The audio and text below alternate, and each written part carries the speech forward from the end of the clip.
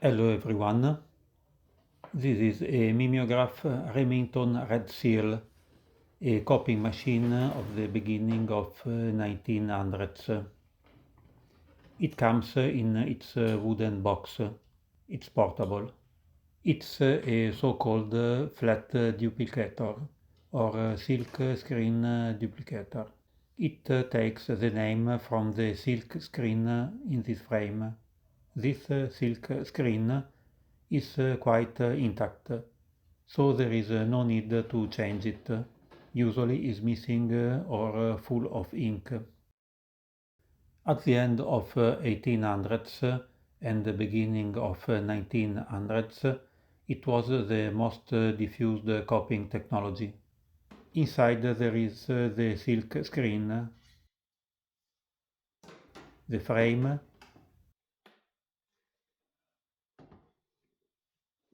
a roller,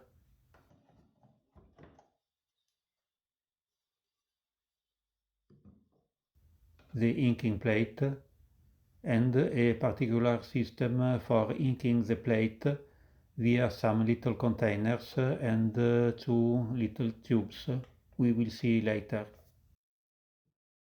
There were many models of mimeographs of different shapes. Here from 1780, a model of James Watt, till 1920s. This Remington model, unlike the others, use some smart solutions that you don't find in other models. We will see. After the flat mimeographs similar to this Remington, then came the invention of these duplicating rotary machines. These devices were more costly, but faster, and also more difficult to use, but remained in use till around 1970s.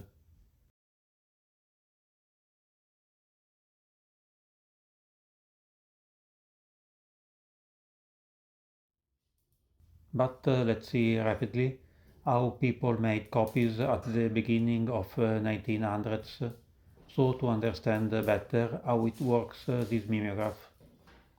This copying technology was based on a stencil. The stencil is a sheet of waxed paper that is placed on a finely grooved steel plate and written upon with a smooth pointed steel stylus.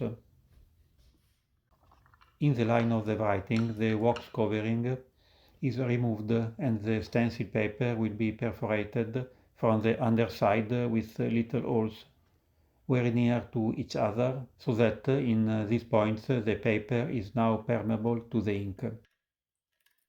The stencil is then placed in the printing frame, by which the stencil is firmly held in position.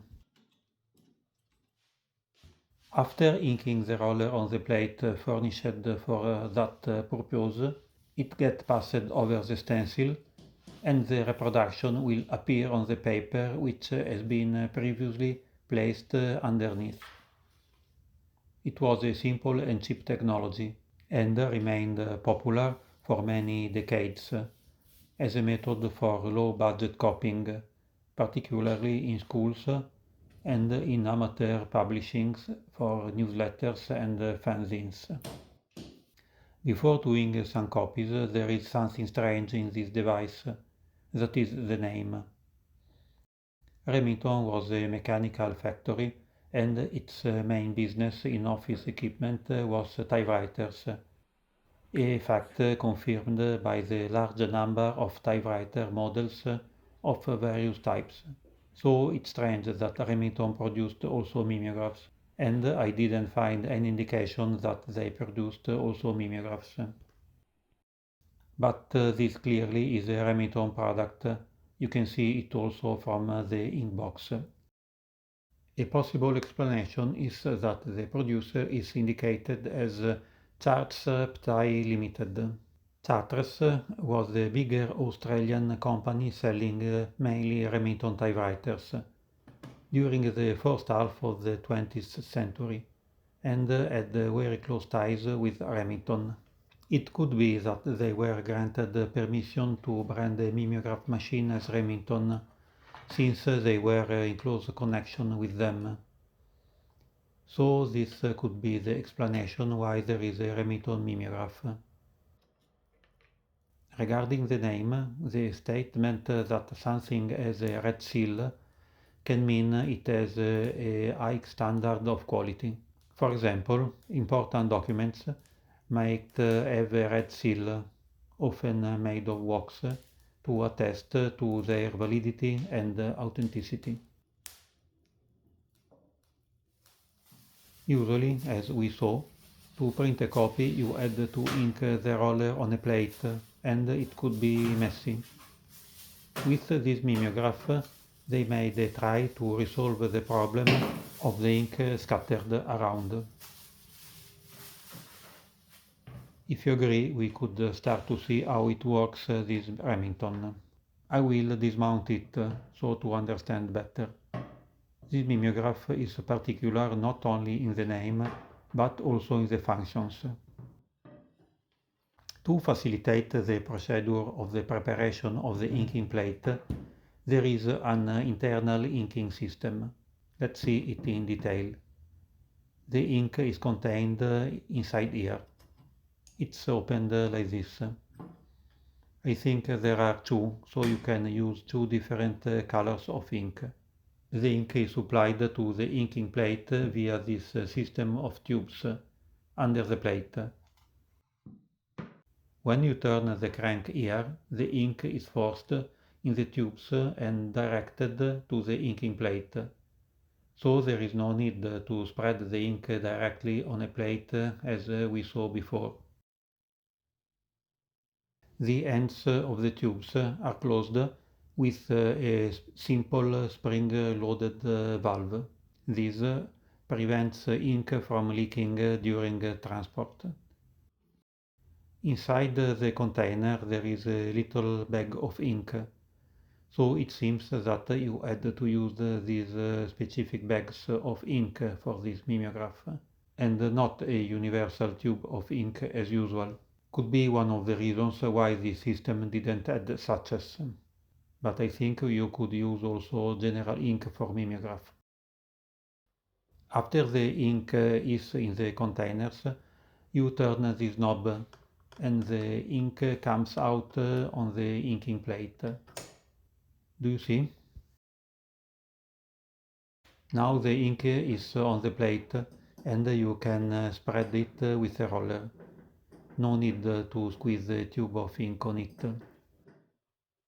So now I can place the stencil here, a sheet of paper under it, and try to do some copies.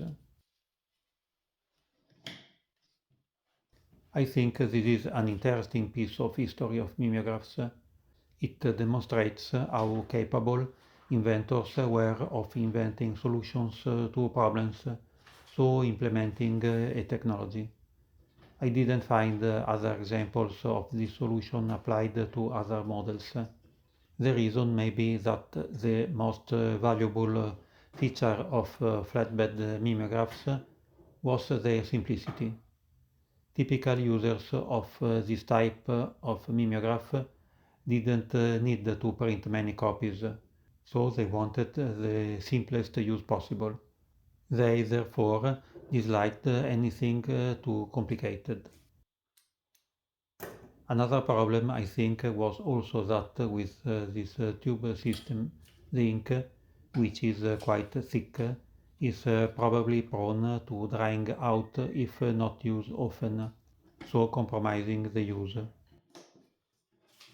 It took some time to me to clean the tubes. The simplicity allowed this type of flat mimeograph to remain in common use for decades.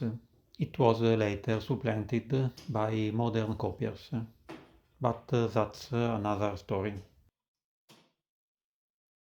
Here some copies.